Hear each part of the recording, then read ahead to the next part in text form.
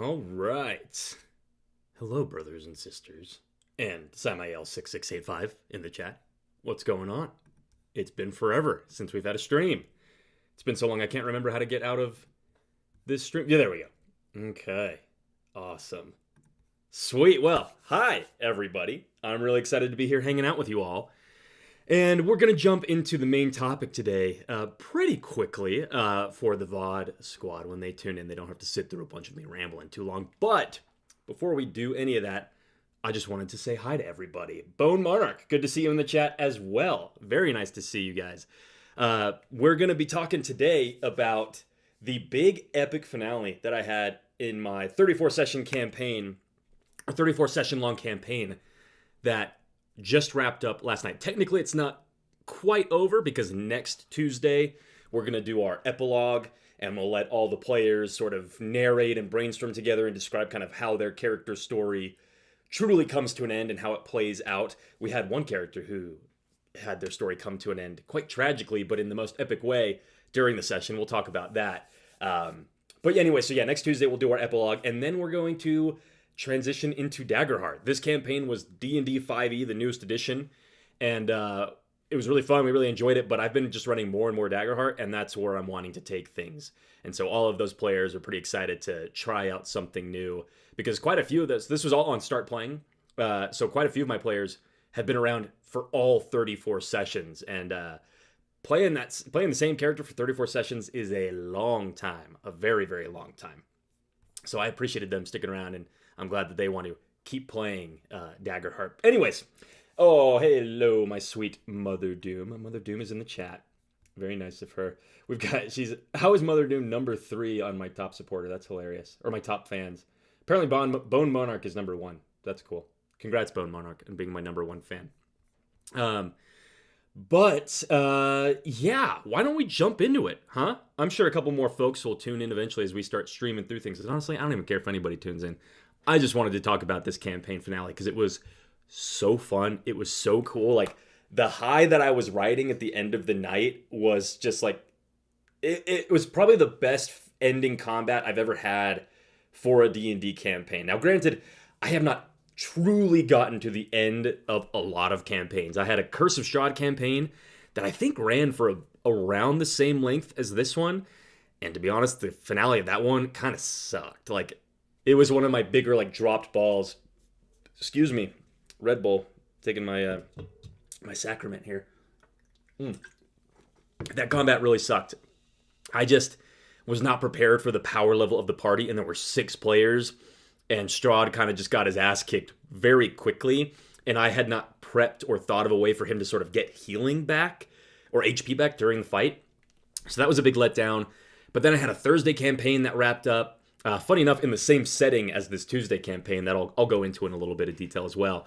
But that wrapped up with a pretty cool combat against the Trinity, which was this conjoined, 3-headed, 3-bodied witch who was leading this coven of, like, body horror scientists and crazy experiments and things like that. That one went pretty well. And I think all of it just sort of built up to this one that just had such a great, satisfying ending. So I'll stop pitter-pattering around it and we'll just jump into it.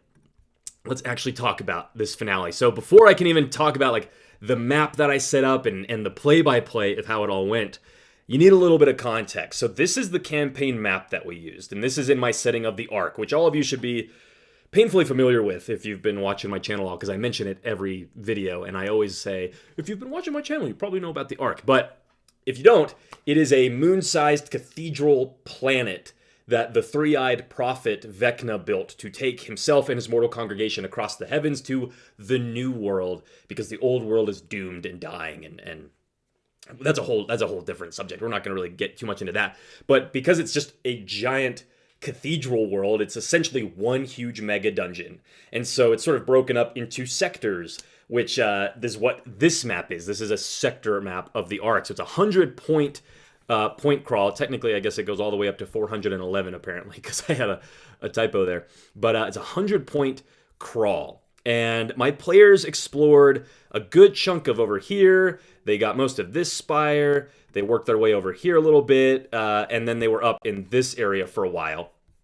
But the reason I'm even giving you a little backstory here is because where the campaign started and like the first three sessions came like full circle all the way back at the end of the campaign. And the campaign started here in the Crypt of Fallen Martyrs, where the starting characters kind of came out of this trance-like state. They had been called to serve a mission for the church or for Vecna and sort of got mind controlled and brought here as a group.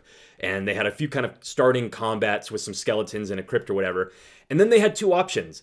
They discovered evidence of a community to the east, which was the Cloister of the Three-Eyed Prophet, just kind of this super isolated, really remote group of kind of zealot mortals who worshipped Vecna. And to the south, they had found evidence of a cult of Taurus, the thousand-horned bull. So these, bull-themed horned cultists. And to my surprise, the players decided to go straight to the cult's hideout. I basically started my Tuesday and Thursday campaign the same way. And in the Thursday group, which started before the Tuesday group, they went to the cloister. So I was kind of expecting that. But nope, this group decided to go straight to the cult hideout, which they weren't really leveled for. But they get to the hideout, they start kind of exploring the room, sneaking into it. And the big thing that happened as they were moving through this hideout is I just read, this wasn't even in my notes, which is kind of the coolest part. Like this thing that I did was just in the moment, spontaneous, and it led all the way up to the BBG fight. But the party was having sort of a hard time sneaking through this hideout. And so I had this demon call out to them and speak to them in their minds. And he said, like, if you do me a favor, if you do a task for me, I will cloak you in shadow and you will move through this cult's hideout without issue. Essentially, he just cast like Pass Without Trace. So they follow this voice, or they're sort of led into this little altar room where a bunch of different demon horns and skulls have been sort of put up as trophies. And one of them, the horn of Rorranis, speaks to them, the one who's speaking to them, and he said, the cult is performing a ritual in a few chambers up from here. And if you take my horn and you place it within the portal while it is open, then that is what I ask of you. I will sneak you through this cult. You can get all of the things you need here. You just do this one simple thing for me. And the players, God bless them, agreed. No questions asked. They were just like, sweet, yep, we're on board. So they take the horn, they sneak into the ritual room, and that is where they found, oh, spoiler alert, that's Rorranis. I'll explain him in a little bit more later on, though. But they discovered the cult has this big multi-step idol, what they kind of thought was an idol, with these huge horns coming out of the side of it, and this swirling hellish portal that they'd created in the center of it.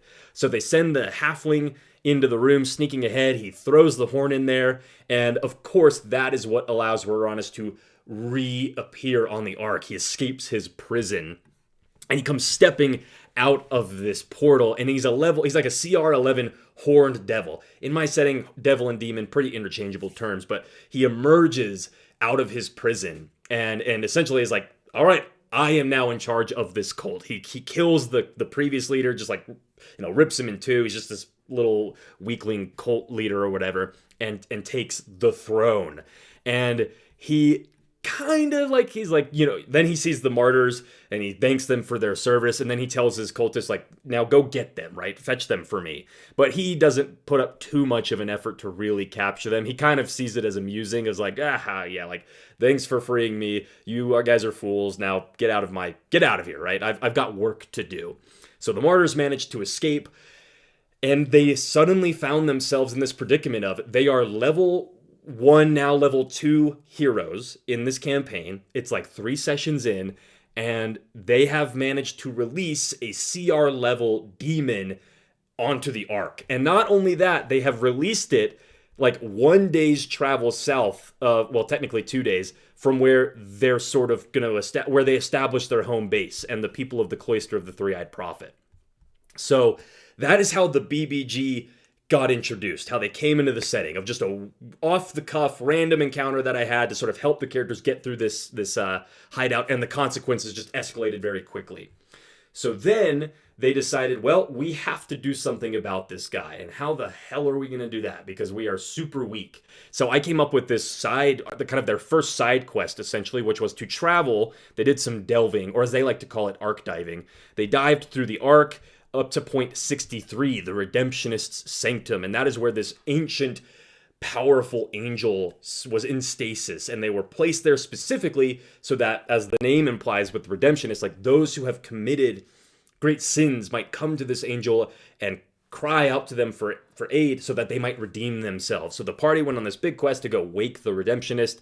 They had to go through some trials and fight some like lesser demons, like CR1, CR2 sort of things. And then the redemptionist, bestowed their power upon them. And how that basically worked is the redemptionist, this huge giant angel, opened a portal and teleported them all back to the cult's hideout. And that's where this group of, I think at that point they were maybe level 3. These level 3 heroes got to have a combat with Rorranis, a CR11 demon, because the players were fighting the cult members on like the lower level of the battlefield, while the redemptionist was kind of flying up around them and narratively having a fight with Rorranis. And the way that we determined the outcome of that fight is at the end of every round, a full round, they rolled a D20, I think. Maybe was it a D? It might have even been a D12, actually. Yeah, it was a D12. And on a 6 or higher, 1, 2, 3, no, on a 7 or higher, the redemptionist won. They got like a tally mark. And on a 6 or lower, Rorranis won, and he got a tally mark. And it was like first to 3. It was like best 3 out of 5. And if the players did certain actions during the combat, it would increase the odds of the redemptionist winning. So it would go from a 7 to 12 to a 6 to 12, 5 to 12, 4 to 12. The odds were definitely stacked in their favor, but the dice had a totally different story in mind, and I'm very grateful to the dice for that, because it ended up coming down to one last roll. The redemptionist and Rorranis were tied, and I think they put all of their actions on the final round into improving the redemptionist odds. And it was basically like, as long as they rolled, I think it might have been like a 3 or higher. It could have even been a 2 or higher. It might have even gotten to that point. But literally all they needed to not do was roll like a 1 or a 2. Oh, I remember what it was. They couldn't roll a 1 or a 2, and of course they roll a 2. And then one of our players was like, can I use my inspiration to re-roll that? And I was like, of course, yeah, like hell yeah. You've had this huge epic fight. I would hate for it to end this way. He uses an inspiration. What does he roll? A 1. Even worse, the one thing he could have rolled that was worse. So Rorranis won. He won the battle and defeated the redemptionist. But to make it so that the story didn't come to an end right there and to kind of keep things going forward, what happened was the redemptionist used the last of his power to teleport the characters out of there again. He opened his third eye, boof, bamfed them out, and then his soul engine detonated when he was killed. So the last the party saw of Rorranis was this huge, well, huge is kind of a subjective term, which will make more sense when we get to the big combat that was coming up, but a huge explosion of arcane holy power that, for all they knew, had leveled this temple and maybe killed Rorranis, but I made it pretty clear to them because I thought it would be more fun of like, you're not, like something in your gut tells you that probably didn't kill him. Like if he defeated the redemptionist, it was sort of like a meta thing, but also in character of like, meta-wise, you guys know like, you lost. So this explosion sort of got you out of there, but he's not dead, right? He's just really, really injured. He's super, super banged up, and it's going to take him a long time to heal, which was great for 2 reasons. A, it kept the story going forward. They lost, but they got to then leave and go back to this cloister and then go on a bunch of other random adventures all across the arc and sort of ignore Rorranis for a while. The other thing it was that made it cool was that it meant that Rorranis had to heal. So this CR11 bad guy that was like this imminent threat that they had to deal with suddenly wasn't so imminent. He had to take some time to rebuild himself and rebuild his cult before he could really do anything in the world. So the characters could get up to an appropriate level to actually fight him. So they go on a bunch of different adventures. They get all the way up to level 8.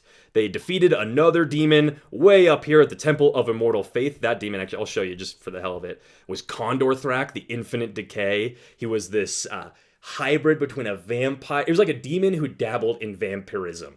And he was really, really cool. So they defeated him, kind of had wrapped up a lot of their story arcs, and decided, all right, it's time. We need to go fight Rorranis. We need to go wrap this one up because he was our bad. He got out on our watch. We let him escape. We need to kill him. And the plan to do this was to use something called the Realm Breaker, which was it was really, really fun. It's like one of my favorite parts of this campaign. So the Realm Breaker was this ancient weapon that they discovered over here in what I called the House of Inquisition, this abandoned citadel, fortress, temple, monastery kind of place where the inquisitors of this sector were once housed and performed their work and their great holy experiments. And the Realmbreaker in the Realmbreaker silo was a weapon that it literally like looked like an atomic bomb, like a arcane atomic bomb, just a big circular one, but it looked like an eyeball. And that's because, and they didn't learn this until like way later in the campaign. They kind of got access to the Realmbreaker early on, but didn't really understand how to use it until later. But what it is an arcane bomb that replicates to a small degree the power of Vecna's third eye. And so when you recite the Realmbreaker launch ritual or the detonation ritual, the eye opens and begins to perform this unreversible arcane explosion. And the reason it's called a Realmbreaker is because it literally has the power. Like once it's activated, if you just leave it, when it blows up and it's as if Vecna's third eye like looked upon this spot, it could destroy a world. And so they had this insanely powerful weapon that they also knew they could focus the gaze. They could get it to look to such a narrow spot and essentially contain the explosion that they could just blow up the temple. But if they did it wrong, they could risk not only blowing up this sector, but blowing up the entire arc. So it was like the highest stakes you could possibly have. They had stumbled into this abandoned Inquisitor's citadel and found this, basically the most powerful weapon ever created by mortals. And it's in the hands of a few martyrs who are just like, I don't even know if we're, like, why do we have this? What are we going to do with it? And the plan was, with that context, teleport, because they'd gotten a helm of teleportation, teleport back into the temple, which they didn't know like what state it was in. The last they thought it had blown up, right? But they're like, we're going to teleport in, we're going to activate the Realmbreaker, and we're going to destroy Rorranis, because I told them it was going to be a deadly fight. He was CR 11, they were only level 8, which I think that's a deadly combat, but I also did a bunch of extra stuff to make it extra deadly. So that was their plan. Teleport in, open the Realmbreaker, teleport out right before it blows up. So that's sort of what I was prepared for, but that is not how the fight went. And before I get into the fight, just want to check. Hey, Darkwatcher98, appreciate the $100 super chat, man. Love your content. I have a campaign concept. Would like your input on it. I'll take a quick pause for a $100 super chat. Hell yeah. A benevolent king who takes up upon the suffering and pain of his kingdom on himself, becoming a lich king whose phylactery is the kingdom itself, effectively sharing his immortality with his citizens. Ooh. It's very cool. So my question would be like, that's a really interesting campaign setting. What is the campaign? Has he become, I'm assuming he's a Lich King. I'm assuming he's become evil, but not like intentionally, right? It's like he performed what in his mind were necessary sins or something like that. The vibes are totally the type of vibes that I love, with people doing good things, or people doing good things, but with the wrong means of doing them, or like, what's the word? Why am I blanking on this? Kind of like, not misguided. I can't think of the word. But I love this idea of, I'm going to try and do a good thing, but the way I go about doing it, or when I get to the end and I've actually looked at what I've done, I realize, oh no, like I've actually made some huge mistakes. That this is terrible, right? I think that could be really, really cool. Sam, OMG, you are rich. I'm envious. Darkwatcher, I super appreciate the $100 because if you guys haven't heard in one of my newer videos, I am going to be a dad soon. I've got my first son. He'll be born this December. December 30th is his due date. So we'll see. I'll have my own little doomling. As I like to refer to him as, the child of the apocalypse shall be born soon, which I'm very excited about. But just so I want to make it worth your input or your super chat, Dark Watcher, before I get back to my campaign recap. How could we turn that into a campaign concept? You got a benevolent king who takes upon the suffering and pain of his kingdom on himself, becoming a lich king whose phylactery is the kingdom itself, effectively sharing his immortality with his citizens. So obviously people would have to realize we're immortal, right? It's not like this benevolent king is the only one who knows, oh, actually we're all immortal and I'm harvesting souls, and the people must know something's up, I would think, right? So maybe it could be the sort of thing where the citizens, the people of this realm that is just, or this kingdom that's starting to be corrupted by this unnatural long life and this necromancy, out of just necessity to cope with what's happening, they have to buy into this great myth of this kingdom. They buy into the benevolent king's beliefs, or his proclamations that we are destined to be immortal. This kingdom will never fall. And the people have two options. Either they can either look at what he's doing and be like, no, actually, like, look at all the evil that we're doing, and they're not going to do that because people, that's part of being human. That's what I love about these sort of themes is I can't accept what I've done, so I'm just going to keep going. So, and that's the other option, right? They buy into it, and that's why they're expanding. They are conquering other kingdoms, not because they're like just shambling undead, like just go out and kill the living. No, no, no, no, no, no. It's much more than that. They are delivering a great gift to these people, and these people just don't see it. And that's how these people think, right? You just don't understand. You just don't understand what we're offering you, what our benevolent king can give to you. And that's why their armies of skeletons and zombies and wraiths or whatever is going out and conquering. But I wouldn't have it be like straight up evil, right? It can't be. Or then it's just like every other bad guy. So that might be how I kind of do it as a campaign pitch. But Dark Watcher, thank you for the super chat. And I hope that gives you some value. And if anybody else is watching, I hope that inspires you as well. Back to our regular scheduled content. Where were we? The party had... Oh, yes, they had the Realm Breaker, and their plan was teleport in and get into this fight and get out as quickly as they could, right? So they gather around, they sort of do their final goodbyes back at at this point, they were up in the Undying Crossroads because they'd evacuated the cloister because they're like, all right, Rorranis is sort of defeated, but not forever. Let's get our people up to where we've heard there's like a sort of a market congregation of people that we can live with. And that had been slowly expanding. So they had a bunch of NPCs that they'd built relationships with, said their goodbyes or whatever, and poof, they teleport in.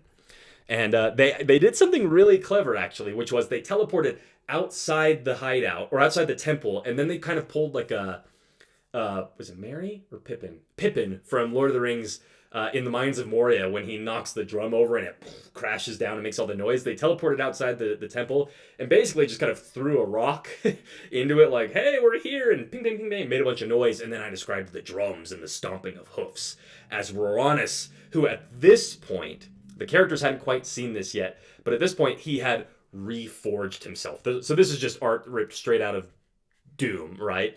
But he had rebuilt one of his legs into this adamantium hoof. He'd rebuilt one of his arms with this giant hellfire cannon that shot flaming iron horns and spikes. And then the whole theme of Rorranis the Broken Horn and the Cult of the Broken Horn is that one of his horns had been shattered in the explosion, so he rebuilt that out of adamantium as well. Adamantium? Adamantium, that's how you say it. So all of his cultists, what was sort of their symbol was a pair of horns, but one of them, the right, but I guess left if you're looking at him, was always broken off. So all of these cultists that he'd rebuilt began marching up out of the temple. And then the party, once they had sort of emptied it out, they teleported again into the hideout and sort of bypassed or emptied out Rorranis' forces, which was genius. It was so smart. But it didn't come back to bite them, but I wasn't going to let them get away with just, oh, now we don't have to fight everything. We just have to fight Rorranis. But anyways, they teleport in, and here's what they found. This was the map. So I described how it had clearly collapsed. The explosion had just brought this thing crushing down on itself, and Rorranis had rebuilt it. So there were these huge metal horns he'd kind of built up like new scaffolding and pillars to kind of hold this crumbling ceiling. And the only thing that had truly survived was the portal, or which he was now using as his throne. He was just sitting atop it with these huge horns coming out the side. So that had survived. And then these had been in the room before, but he'd sort of rebuilt them. He carved tunnels or kind of like cells into the sides of the cavern and set these iron cages into them. So they were these iron pens. And then there were these like horned braziers with a little fire burning within them with demon skulls resting and floating within them. And that was very intentional. It kind of gave him a cool ability. So they teleport in, they see everything that's going on, and then the fight just immediately begins. And I'm not going to literally do like a play-by-play of every single action, but I'm just going to highlight some of the cooler things that happened that the players did, and also try and spotlight as many of the cool mechanics that I came up with to make this fight interesting. So in the first couple rounds, maybe the first 2 rounds or so, it was basically just a fight with Rorranis. These, I called these guys Iron Hoofs. They were his, like, lesser horned demons that he cut off their legs and cut off their arms and given them adamantine hoofs, just like he'd done to himself. But they were going to appear, but they weren't here yet. The rest of the cult was like, oh shit, like turning around and running back down to join the fight. But here's what Rorranis could do. I gave him 3 actions, so he had his multi-attack, and he had his cannon, his Hellfire cannon. So that could either do like essentially the Horned Devil's like hurl flame attack. He could just do a normal one, or he could do a recharge ability where he just did a super explosion, a mega blast. And it would do like, instead of 5d8, it did 5d12. Super powerful. But I told the players, I'm like, this is going to be a deadly fight. Do not expect this to be easy. It's very likely you will go down quick. So he had his Hellfire cannon. He, of course, just had like a gore attack or a stomp attack. And then one of his more powerful abilities, besides the cannon, that he could do every round if he wanted to, was just a goring, or a, what did I call it? Like a hellish stampede or something like that. And that's where he literally crossed the entire battlefield, and he had to. He couldn't just like move halfway and stop. He had to run the entire length, and anyone caught in his way had to pass a DC 17 dex save, I think. And if you failed, you were knocked back prone and took like a ton of damage as he trampled you. And so when we rolled initiative, Rorranis rolled the highest and got to go first. So the entire party had teleported in together. They were all grouped up, which meant he hit them with his Hellfire cannon at max effect with all 5d12 damage, and then trampled them. So within the first turn of the combat, basically everybody was almost at half health or lower. Of course, our bard did a mass healing word and kind of got everybody back into the fight for a while.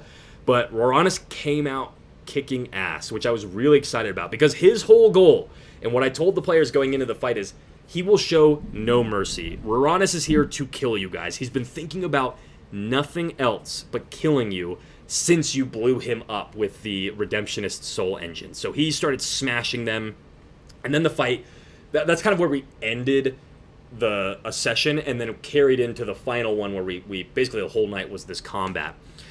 And so some of the other things he could do after the party had healed themselves and they'd like quickly been like, oh shit, we need to spread out and let's start fighting this guy and not let him trample us and catch us all in his explosions. He had all his legendary actions, so he could use those to either move and do a quick gore attack, or he could move and shoot, or he could consume, or not really consume, not literally, but he could reach into these braziers, take out one of the burning horned skulls, and he would crush it, and the hellfire would run across his body, and he would regen 3d10 HP.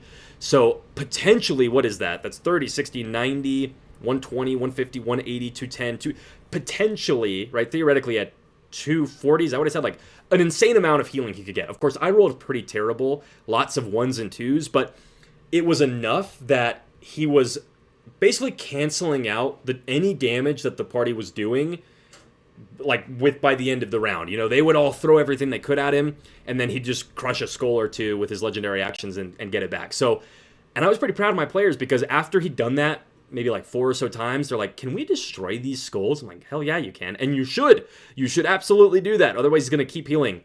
So one of the players used a lightning bolt and just chained it down several of them and basically took them out in one big attack. So they got rid of his healing, which was really cool.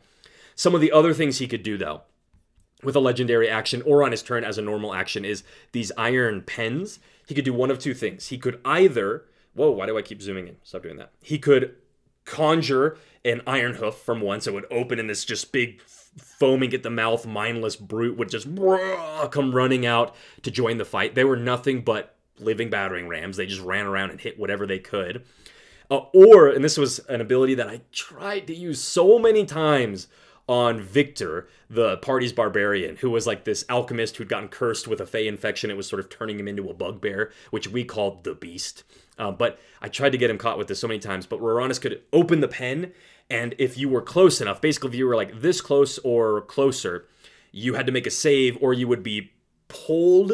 The way I described it is it was like some invisible bull was just like ramming into you and would slam you into this cage, and it would close, and then you would just start being like the brazen bull, you'd start being burned alive inside this cage until you escaped with another DC 17 strength save. I only ever got one character with that though, which was kind of a bummer, and it was right near the end because Victor just kept making those saves, and he was the one that I really wanted to take out of the fight for at least a round or two, because he could just do so much damage to Rorranis, and he was critting like crazy. But so those were some of his abilities. And then the last thing that I did that Rorranis had access to was he could, like, once the fight began, basically, he was bellowing and being super loud and calling all of his cultists back. And so I had these little, like, groups of horned cultists, and each of these little groupings of 3 was actually closer to, like, 6 or so. So there were these little micro herds of cultists, and at the start of every new round, I had a player roll a d6, and that was how many little herds showed up. And how I ran these guys to make it deadly for the fight, but easy for the players to, like, conceptualize and tackle, was they were basically minions, except instead of 1 HP of damage, you had to do 6 HP. 1 HP for each of the cultists that made up the little herd. And they hit as hard as the Iron Hoofs. So the Iron Hoofs they could tank a lot of damage and hit really hard. The cultists could do a lot of damage because of just their numbers, but you could take them out really, really quick, especially with like an AoE ability, like a fireball, which Angelo, the party's bard, where did he go? Oh yeah, he spent most of the fight flying up here. He hit them with a fireball and was able to take a bunch of them out, but they just kept coming back. And this was a tip I got from a Runehammer video a long time ago, just like introduce a reinforcements timer and just don't let it ever end. Like, they will keep coming unless you do something about it. And eventually the party did. One of them, Angelo, actually managed to charm one of the Iron Hoofs and told him, like, seal the door. So he actually killed a bunch of, like, 3 or so groups of these cultists, trampled through them, and then got to the door and just held it shut so that no more could show up. But these guys ended up making a huge impact near the end of the fight. Because most of them didn't even make it to the stairs before they were killed. But those that did took at least 2 characters down right in some of the last final rounds, which was really, really cool. So to recap of some of the cool mechanics that I had going on to make this like just an epic, deadly boss fight. Rorranis, 3 actions: Hellfire Cannon, Goring Stampede, smashing with his hoofs, and he could fly. He could heal himself with these horned demon skulls. He could conjure reinforcements, and it could only be 1 at a time. And I didn't set a limit to it in my head. I'm like, he's got 1 in each pen, so theoretically he could have conjured 5, but I just wasn't going to have all 5 come at the same time because that would just suck. That wouldn't be very fun. So it was kind of paced out throughout the fight. I don't think he ever had more than 3, but he could conjure those, and he could trap heroes in these cages and burn them alive until they escaped. That was everything going on with him. Then we had the Iron Hoofs, of course, and we had the cultists that were just pouring into the room in a big crazed stampede trying to save their demonic master. So that was really, really fun, and it made for what ended up being extremely close to a deadly fight. Now, there were 2 other aspects of this fight that I want to talk about before I really get to the finale and how it all ended. One of them has to do with Mr. Tiber Godhand. And he, about halfway or maybe like 3/4 of the way through the campaign, they had ended up in what was called the Redacted section, which was within the Repository of Truth, which was this like ancient Inquisitor library. And the Redacted section was this demiplane, this top secret demiplane, where basically anything that was just too dangerous or secrets of the church that could never get out, they just put it in here. And it was essentially like not a nightmare plane. How would I describe it? It's kind of like the astral plane, but much scarier. Like aliens and weird, crazy threats and demons and things were trapped in there. So the party went in there to get the Realm Breaker ritual, which the Realm Breaker will come up. It will come up in the fight. Well, actually it won't, but I'll talk about it. Anyways, that's why they were in there. So they went into the Repository of Truth, into the Redacted section, And while they were in there to get the Realmbreaker launch ritual, Tiber found a very strange blade, a Xenos blade. And it was very obvious what it was once he like was holding up the sword, because it was like this silvered sword that had a big eye in the center of it, and then the hilt or the hand guards were 10 eye stalks coming off the side. So it's like, bing, that's a beholder. And so this was the Xanathar's blade. And what it allowed the wielder to do was you could use, once per long rest essentially, you could use a beholder eye beam. You didn't get to pick, you had to roll randomly, and it was powered down. It wasn't like full power of a beholder, but it was still pretty effective, and you could essentially get like a death ray if you got lucky with a roll, right? The downside, the curse is, every time you used that, you had to make an intelligence save. And Tiber, throughout the entire campaign, passed all of his intelligence saves. I think he used the blade maybe like 2 or 3 times, so not a ton, or at least the eye beam part of it, and never suffered the curse. Of course, it was in the final fight, the very first turn he takes, he goes to use the beam and fails his intelligence save. And that's when the curse revealed itself. And how it worked was kind of, I described it as like a Medusa's petrification, where you need to pass 2 saves before you fail 2 saves. I think Medusa, technically, you just have to make 1 save before 2 failures, but I had the stakes a bit higher. And if you failed both saves before, or if you failed 2 saves before you passed 2, your body, your mind was enslaved by the Xanathar, and you became his new vessel on the mortal realm. And so his first fail, I described that his eye, his like center eye just kind of, or one grew out of his head, and then eye stalks started like sprouting out of the side of his head. His body started kind of going limp and like kind of shriveling up as his head was getting bigger and bigger, as he was literally turning into the Xanathar. And when it comes to like creativity at the table, I'm all for it. And that means like, hey, if you want to give up some abilities, or if you want to spend some spell slots or use your inspiration for things outside of like what they're normally meant for, like I'm all for it. Let's talk through it. And he ended up having to dump a bunch of abilities, like all of his oh my god, of course I'm blanking. Second winds. He basically was like, can I give you up all of my second winds to get advantage on this save? And I was like, of course, yeah, that's awesome. So everybody was dumping things into Tiber to try and save him, because after 2 rounds he had 1 failure and 1 success, and so it all came down to 1 final save. And the party was, at this point, like they'd sort of for a while been like, this fight's actually going pretty well for us, like we're sitting good, nothing too scary. But then when this started happening, and some of the cultists started showing up as reinforcements, and the Iron Hoofs were here, and Rorranis just kept healing himself, then they were like, actually, we might be a little fucked. And after the Xanathar, I'm going to talk about the Realmbreaker, because I just kept being like, why haven't you used it? Why haven't you used it? That was your plan. But anyways, Tiber managed to make his final save. He passed it and banished the Xanathar back into his mind, and didn't transform into it. But the mere image, like when I dropped this in there and put it over his head, everybody's like, oh shit, like they were really freaking out about that, and were really excited to have a beholder in the campaign in some shape or form. So that was really, really, really cool. Loved that. Now the other thing, the Realmbreaker itself. The party had told me our plan is to use it, and then something must have changed, or they must have had a conversation outside of our sessions that I didn't hear about, because it became very apparent that they had no intention of using it, because it was Tiber is the one who had it. He had the Realmbreaker ritual in his bag of holding and was having his mind enslaved, and no one was really doing anything to get the Realmbreaker, to get it from him. And I was trying to be conscientious of not like pushing them too hard, of like, guys, like, you need to use the Realmbreaker. You have to use it. What are you doing? I wanted to be like, we've talked about it. You guys knew it was an option. You'd planned to use it, but I'm not going to make you use it, because I think they were very aware of the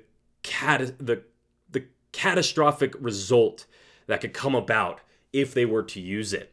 So the Realmbreaker ritual literally just sat in the bag of holding the whole fight. They never pulled it out once, which on the one hand, I was a little bummed, because I'm like, oh, it would have been like such a nail biter of like, can you control this bomb and focus the gaze enough to just kill Rorranis, or is the campaign going to end with everything goes white, right? Like those were basically the 2 ways I saw this campaign going. So I was a little bummed about that, but I was way exponentially more just like pretty impressed of like, that's a lot of restraint, actually. Like, that told me that my players took this world seriously, that they were not willing to just like throw away the whole world, literally doom the arc and kill everybody on board potentially, just so they could kill one demon. Like, the more I think about it, the more I'm like, damn, that's actually really cool. Like, you had this easy win and you didn't use it. You were willing to risk your life for this. And I just, hats off to my players for that. That was really, really awesome. I will just quickly mention like how the Realm Breaker was going to work. So I'd had this was hidden at the start of the campaign. I unhid it to show them how it would have worked. But the Realm Breaker would have detonated once you'd activated it. It would detonate at the end of 3 rounds, and that was meant to that was like tied into the 3 eyes of Vecna. That's ask any of my players, like one of the most frequent visuals I have is the 3rd eye. Because with Vecna, you know, he's missing his eye, and I just think introducing the 3rd one is really cool, because it's like, was the 3rd one that was stolen or went missing, and how powerful it is it, and what can he do with his 3rd eye, and what about the other 2 eyes? And a lot of that I don't even have answers to. It's just kind of this like, woo, mysterious, kind of cool aspect of my setting. Anyways, so the way it would have worked is when you opened it, if you did nothing to focus the beam, at the end of the 3rd round, the arc and everything on it would blow up. But if you could focus it even a little bit with a DC 20 religion check, they never found out how hard it was going to be, but it would have been really hard. Then instead, you would just blow up the sector, which is still all 100 points on this map. So everything here would just be gone or sucked into a black hole or whatever. However, I kind of was going to just leave it up to the players to imagine, like, what does that look like in your head? And then if you could get it one more time on that final 3rd round, just the spire would blow up. So this whole section would blow up, which was, like, in the grand scheme of the arc, like, insignificant, right? Like, countless spires have been destroyed over its age-long, you know, several ages of life as it drifts through the heavens. But the big problem was the Undying Crossroads, where over the course of the campaign, they had congregated several hundred mortal followers and like true, like good, aspiring people who were like kind of fighting back against the evils that had just corrupted the Ark. They all lived there. So if the spire blew up, sure, everything else is fine, but everybody that the party cares about would be dead. And when I kind of thought back on it in the middle of the combat, I'm like, oh yeah, they never evacuated that place. They very easily could have. They could have just been like, everyone, to point to the fountains of Gwaine, right? Like, go hang out there for a minute. We're going to go do this fight, but they didn't. And I think that probably played a pretty big part into why they didn't use it. But anyways, that was sort of like base level. If you activate it and can focus it 3 times, you'll just blow up the spire. But I thought it would be cool, and one of my players had sent me a message of like, well, I'd asked them all like, hey, if there's one thing you want to have happen, or if there's one thing you'd like to do in this campaign, what would you like that to be? And he's like, I would love a Thor Infinity War moment where Thor's like holding open the forge. He's like, I just want a moment where I hold something open. And this was where I'm like, bingo, like you can hold the eye open because the eye is closing. When you read the ritual, it opens a portal literally like, so I described the bomb looks like a giant eye. The portal appears right in front of the eye, like parallel to it. So the portal opens, boom, the eye's there, and it begins to slowly close. And when it closes, that's when the explosion travels through this portal and destroys everything. So he could have, if he wanted to, made some DC 20 strength checks to like keep that eye open long enough for, Angelo or whoever had the ritual to like keep focusing it, because then they could have gone one level down where it would have just been the temple, which probably would have been fine, except they had learned that this altar and actually this entire temple, it wasn't always a demon temple. It was actually a temple to Kamu, the golden cow, this god of agriculture and feasting and family and community that a few of the characters in the party actually ended up being servant or like priests of, essentially, by the end of the campaign. This was a portal to a sacred demiplane of Kamu called the Fields of Eden, which just were like bountiful food that would have fed the entire congregation for generations. So they really didn't want to lose that either, but they could have. And the way they could have avoided that is one last round, one last check to hold the eye open, and they could have focused Vecna's gaze, or the gaze of his third eye, solely on Rorranis and just wiped him out of existence. Nothing left of him. But we never got to that because my players, as I said, were invested in the world. They cared about the people here. They cared about their own characters' lives. They weren't willing to just throw it all away. So none of that happened. What instead ended up happening, and we're kind of getting close to the end here, and then we'll do a Q&A, and I'm happy to talk about anything, any questions you have or anything you want to chat about for a little bit. But the party was in a really, really bad spot. A few of our cultist herds had made their way into the room and were beginning to terrorize some of the characters. So Zildjian, the halfling rogue, was down. Angelo and Victor, the barbarian, they had gotten caught. I'm actually going to do some positioning just to help me remember the final few moments here. Tiber was here. Rorranis was there. Yeah, this is where it was. So Zildjian got caught by a bunch of these cultists. And like I said, they hit just as hard as the Iron Hoofs. They just were easier to kill. So he got taken down quick. Angelo and Victor got caught in a super mega blast from Rorranis' Hellfire Cannon, because now that I'm thinking about it, literally, I only fired it twice. Once in that very first round, and then on the recharge, he never got it back until the very end, which is extra funny because after a few rounds, I'm like, Jesus Christ, I need this back. So I bumped the numbers down. I'm like, okay, now on a 4 or higher, he gets it. Now on a 3 or higher, he gets it. Now on a 2 or higher, he gets it. And it wasn't until the 2 or higher that he got it back. So I waited forever.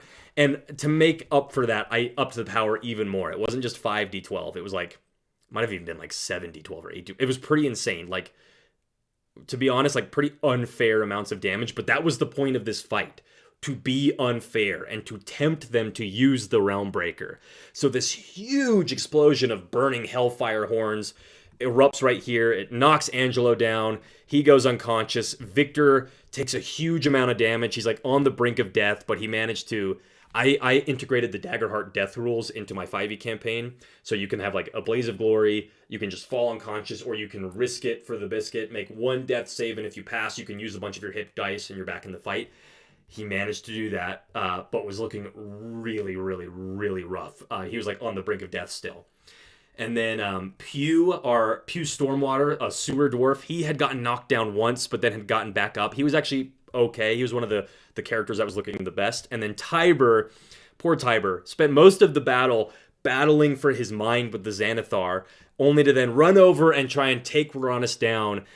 He did quite a bit of damage, but then he was the one character who Rorranis banished into an iron pen. And so for the last round or so, he was being burned alive inside this iron pen and kind of just having to watch what was happening outside the cage. But part of the consequence of being in here is you couldn't interact with anything outside of the cage. You were trapped in here until you got out. So we had a character trapped and burning alive, low on health. We had a Pew who had gone down once before, used a lot of his abilities, had some health back, but definitely could not have gone much longer. Zildjian's down, and Victor is down. And at this point, Rorranis is kind of flying in the air. He's looking down, bellowing and stomping his hoofs and just, savoring his glory. He's finally about to have his revenge on these martyrs. And he was pretty low on HP, though. I think he only had 45 HP left. And that's when Victor got hit with one last attack. I think this Iron Hoof had tried to gore him. Or no. Victor had actually, even cooler, Victor had gotten knocked down by the Iron Hoof and had managed to kill it, claw his way back up to the top.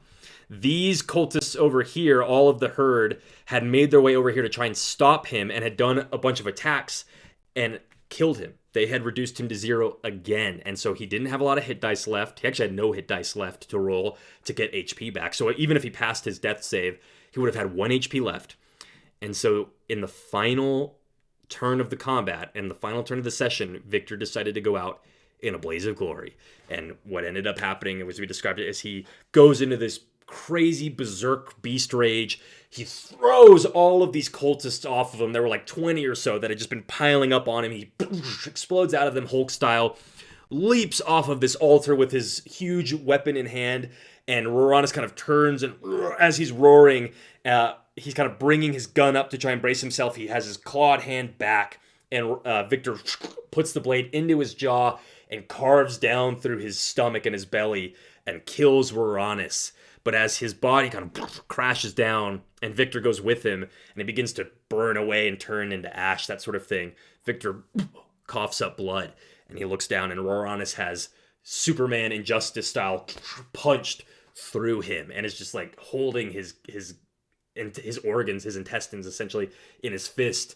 And the last moment they share is just Rorranis, the fire in his eyes going out as Victor pushes the body down and then crumples down beside him.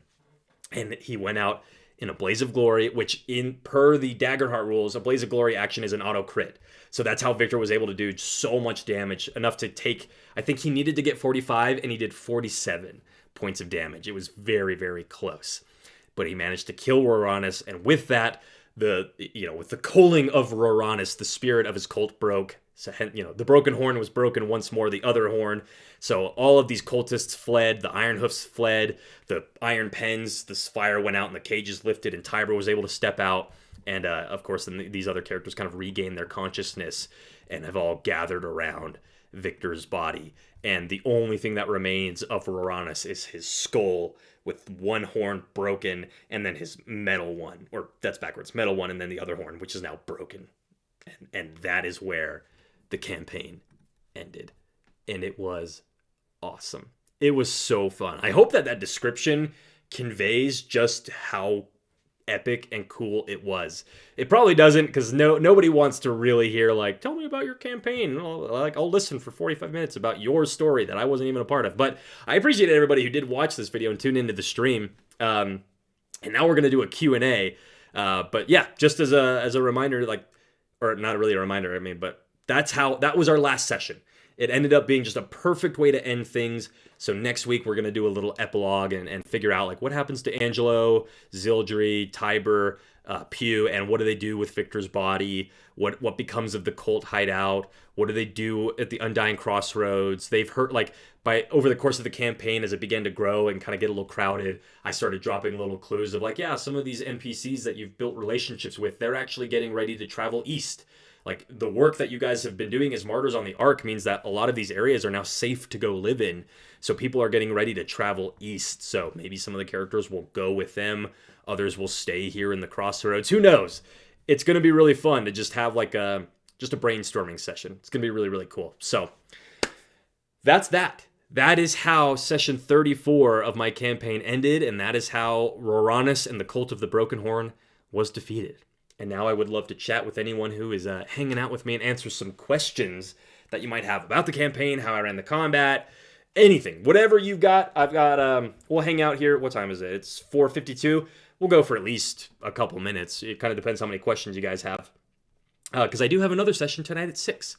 So I'll have to do a little prep and stuff like that. But let's see. Dark Watcher 98 said, I was definitely inspired by the Emperor from Warhammer. Oh, going back to your Benevolent King campaign setting and concept. Yeah, I steal so much from Warhammer. So much. It's a huge inspiration to me. Actually, just as a proof of my fanboying of 40K, I kit bashed a kill team. This was weeks ago. I've meant to paint it. Oh, let me make sure I switch to a bigger camera here. Yeah, so that's a cool, this is an Inquisitor kill team. So this is just some space knight dude. He's not a space marine. He's just some cool knight. This guy's really cool. So this is a heretic in the gallows, but the gallows have a chain sword and a flamer attached to it, so he can use those. And then this is a servitor dude that I kit bashed with the bodies. I got it from Totally Not Panicking. If you guys, I've been off Instagram. I'm gonna humble brag. I've been off social media for over a month now. But Totally Not Panicking was one of my favorite accounts. So I used that body and did a cool kit bash. And then there's a bunch of others. I won't go through all of them, but this is the leader of the kill team. Let me see if I can get that little. So this super tall, weird servitor looking dude with a human head and a robot body, and then he's got his incense and a bell hanging from his chain, so he can swing those around like flails or use them to recite prayers to the Emperor, that sort of a thing. Anyways, yeah, I'm a huge 40K Warhammer fan, and I bring as much of it into my games as I possibly can. Dark Watcher, so we're on the same page. What's up, 55 on Tuesday? Good to see you. Great to see you back. You seem refreshed and happy. I am refreshed and I am happy. Yeah, things have been good for me. You guys have all definitely, or I would assume, noticed, like, I've just taken a huge step back from social media, from content creation, from, honestly, RPGs isn't my job anymore. It used to be, and I stopped for a variety of reasons. Some of the big ones being, obviously, I have a son on the way, and so it was amazing to get to do RPG as a job for as many years as I got to do it, but it just simply was not going to be enough to support a family between me and my wife.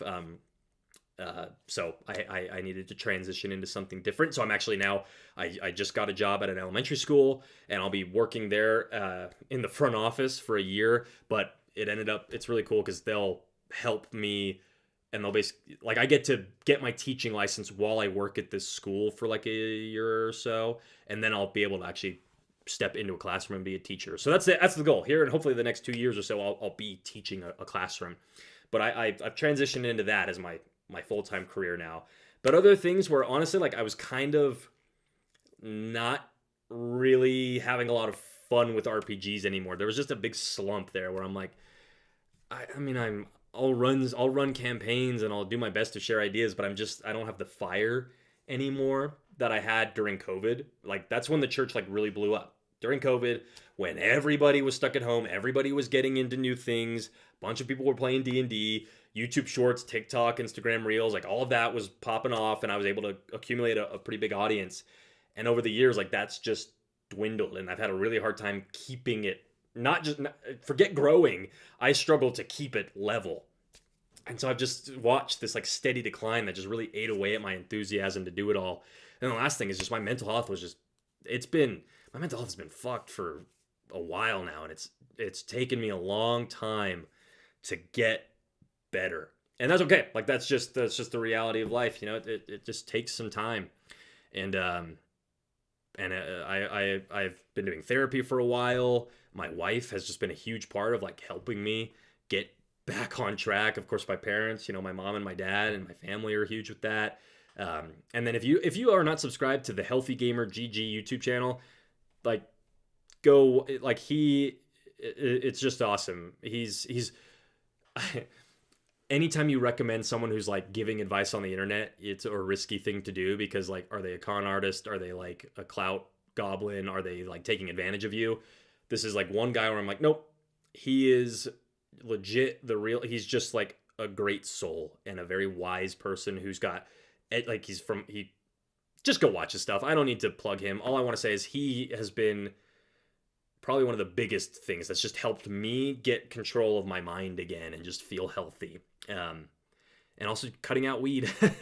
I'll be honest here. Yeah, I'll be vulnerable. Like, there was a problem with it for a long time. Just using it to like cope with just the anxiety and things like that. But I got an ADHD diagnosis finally, like, kind of figured that part about me out, and cut out a bunch of other things that, like, you know, cut out the weed I was using it to help cope with the ADHD, but it was only making it worse.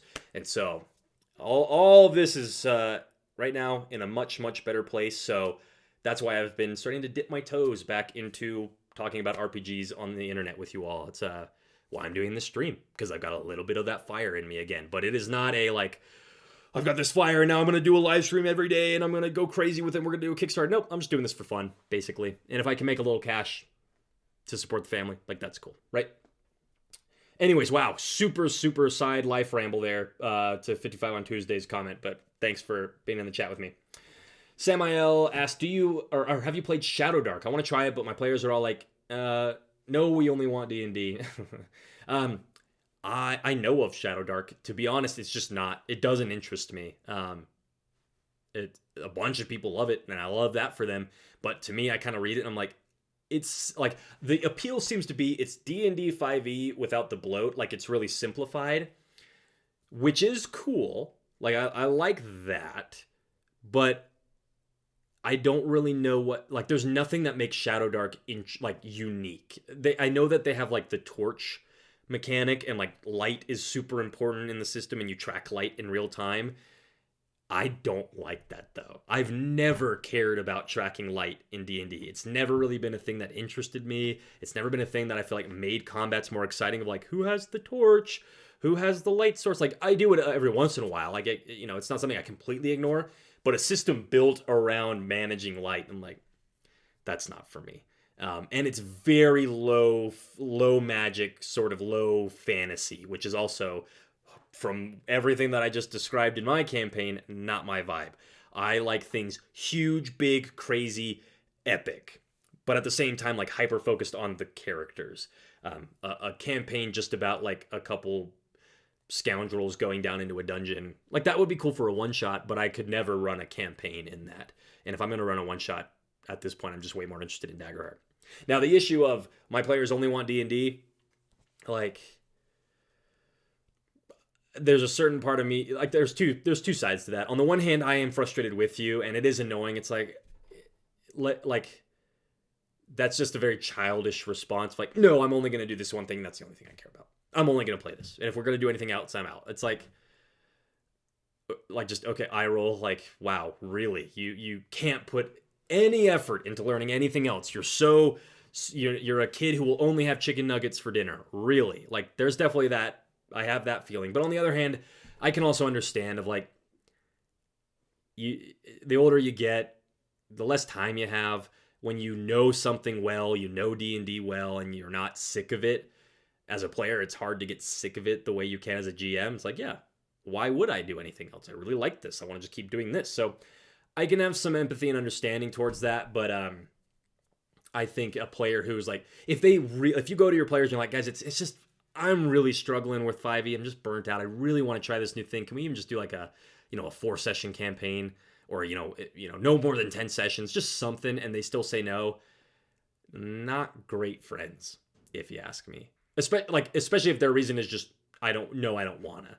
If it's, oh, I really love the characters we have right now in this 5e, or like, oh, there's these classes that I still really want to try before we switch. Can we do that? Like, that's one thing, but to just say no, like, you're being a dick, What's up, Kevin? One of my players in the campaign I'll be running tonight. I think the Wretched Tropics will have to go 35 sessions. Hey, my man. I could see Wretched Tropics going even longer than that. I don't know. Like, one thing about the arc that by the time we got to 35 sessions, I could tell, like, not only I felt this way, but I could tell a few of the other players were definitely feeling this way. It's like, we need to get out of the arc. Like, it's essentially a mega dungeon, right? You can't go outside of the arc because it's floating through space, so it's just the void. I mean, you can. I guess I could have come up with like space ships and other like battles things outside of the void, or outside of the arc's containment void glass or whatever, but I didn't do that. And so a huge mega dungeon began to get a little not repetitive. Like, I did do my best to make things always feel fresh and new, but it's just like the environments could only be so different, right? You never have you're out in the jungle, you're out on the ocean, you're underground, now you're up in the mountains, now you're in a little hamlet. Everything was chambers within these inner grand temples and cathedrals and laboratories and manufacturing facilities and things like that. And it started to just be like, wow, I really need some variety here. Whereas like the Wretched Tropics, you're outside, you're in the world, you can see the sky, you can see the ocean, you can go underground, like you can go lots of different places. So I think that will allow us to go past 35 sessions if we wanted to. Who knows? Maybe we'll get to session 25 and be like, all right, we're good. Let's do something new. But anyways, Kevin, appreciate you being here in the chat with me. That's pretty cool. All right, last couple, and then I'm going to end it here. Samael 6685 said, also, if you like 40K, try Trench Crusade. It's even more crude and miserable than Warhammer. Yeah, the art of Trench Crusade is awesome. I've used it in a lot of I actually have quite a few Trench Crusade images in my in the campaign going on tonight. My Wretched Tropics one, I've pulled a lot of like the demon art and stuff, so I use those for my digital minis.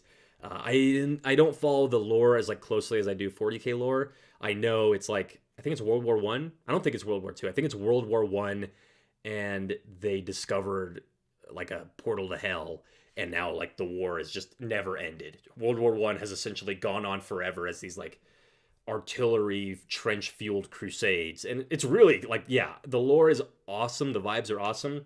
I'm not super interested in playing the miniature game just because I don't really have any interest in playing miniature games right now, but it's super cool. Sam Hale said, "Forever GM here. I'm sick of D&D. I'm sick." Take a break, dude. Like, I with my games, it's like they're paying to play, right? I run them on Start Playing. It's like I might be sick of it, but my players aren't, so I'm gonna keep going with it. But I'll tell you what, switching over to Daggerheart has just made all the difference. Like, I love Daggerheart. It's so fun and so good for like I feel like D&D, the mechanics themselves are just so. I was thinking of this the other day, like nothing feels new when it comes to the mechanics. You just, because everything is so class and ability based, and you don't have that hope and fear mechanic that Daggerheart and other systems have, where it's like everything is just coming down to this 1d20 roll, and there's a spell to kind of solve any problem, or if you need to do something specific, you need to have the spell for it. Whereas Daggerheart is just like, really feels like doors are wide open. We can do whatever we want in this game. So it's been awesome. So if you can, I'd try Daggerheart before I try Shadowdark, but that's just my opinion. Last comment here from Samael. By the way, they're not friends yet. I found them on the net. Let's see if they are. Yeah. Oh, so the players are all online. That can also make it tough. Yeah, playing with people online is, especially strangers, and they're not paying to be there, you're going to have issues with motivation, because I think, to be completely honest, a group that is all online and they're all strangers can very easily be like people who are just, I want to play D&D, but I want it to be the easiest way possible. I don't want to have to go anywhere. I don't want to have to make any friends in real life. I don't want to have to host anything at my house. I don't want to have to be the GM. I just want to play. And if that's your mindset, it's just not, I don't think it's going to be the best.